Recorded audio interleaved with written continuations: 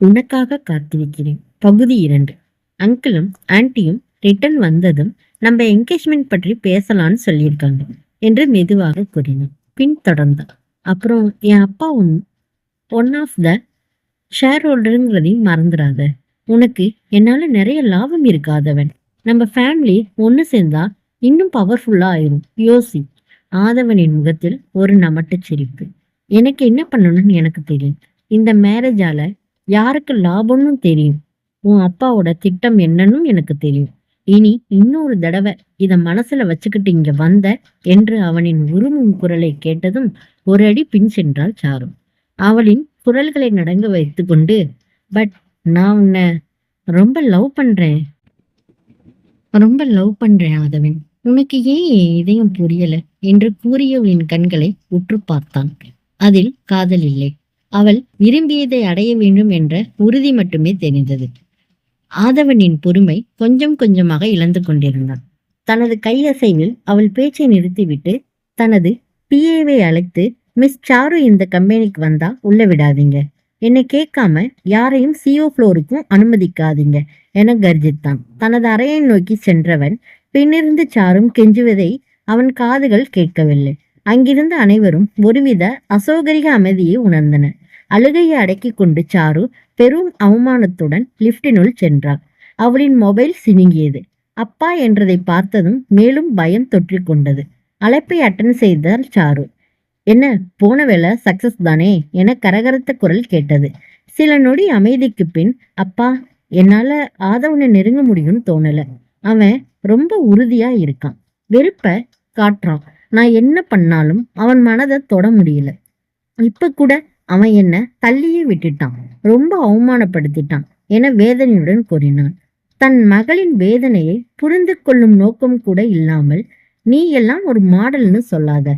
ஒரு ஆம்பளைய மயக்க தெரியல. நீ எல்லாம் என்ன பொண்ணு?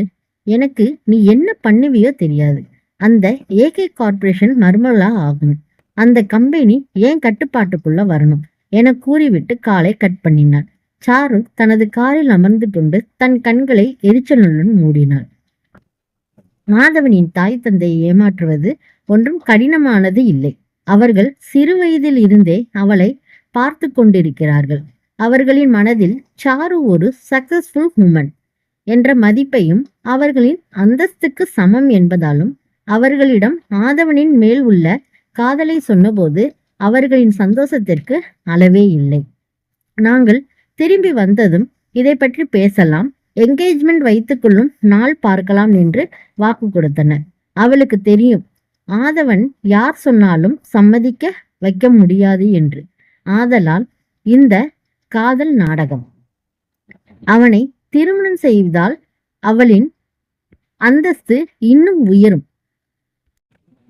அங்கு ஆதவன் தனது ஆபீஸ் அறையில் உள்ள பெரிய கண்ணாடி ஜன்னல் வழியாக வெளியுலகத்தை வெறித்து பார்த்து கொண்டிருந்தான்.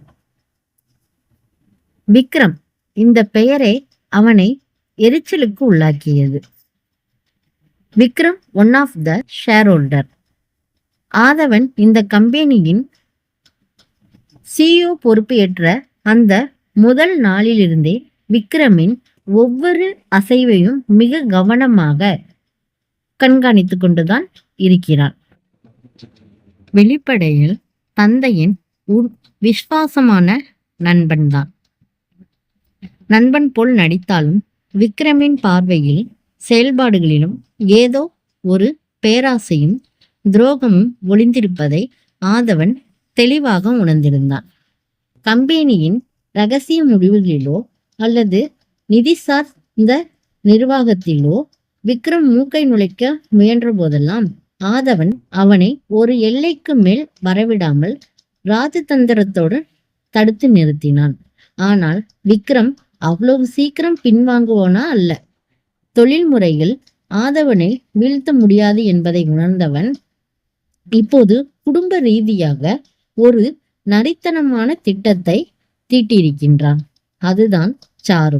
எப்படியாவது சாருவை ஆதவனுக்கு திருமணம் செய்து வைத்துவிட்டால் அந்த பந்தத்தின் வழியே ஆதவனின் குடும்பத்துக்குள்ளும் நிறுவனத்தின் அதிகார மையத்துக்குள் சுலபமாக ஆதிக்கம் செலுத்திவிடலாம் என்பதே விக்ரமின் கணக்கு.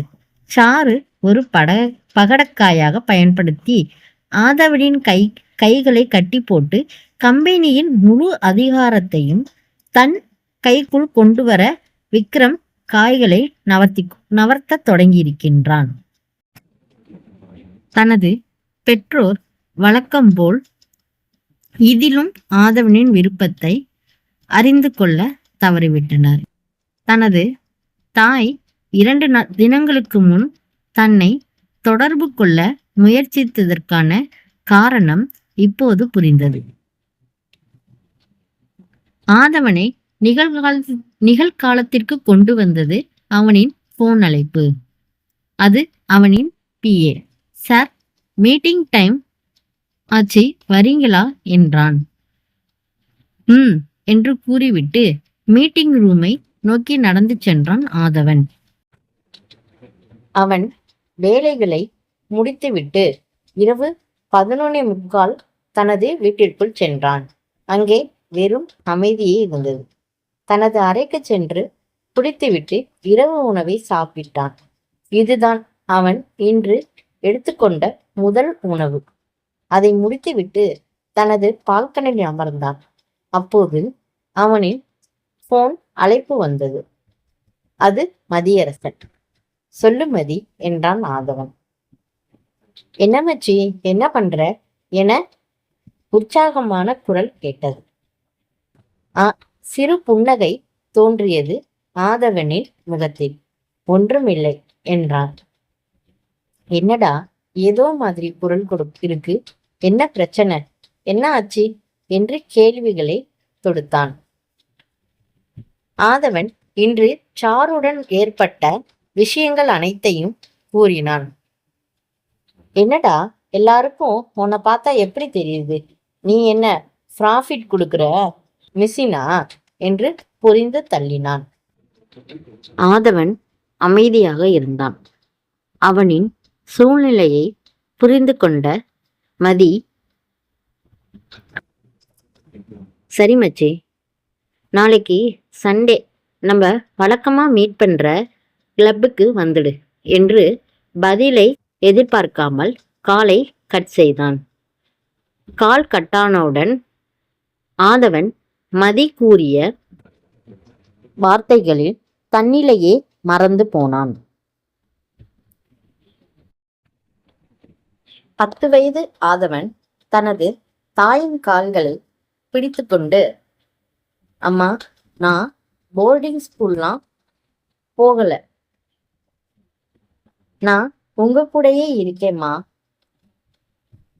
என்ன அங்க விடாதீங்க, நான் இனி ரொம்ப பேச மாட்டேன், கேள்வி கேட்க மாட்டேன், விளையாட போலான்னு சொல்ல மாட்டேன், குறும்பு பண்ணாம நல்ல பிள்ளையா உங்க கூடவே இருக்கேன், ப்ளீஸ் மாம்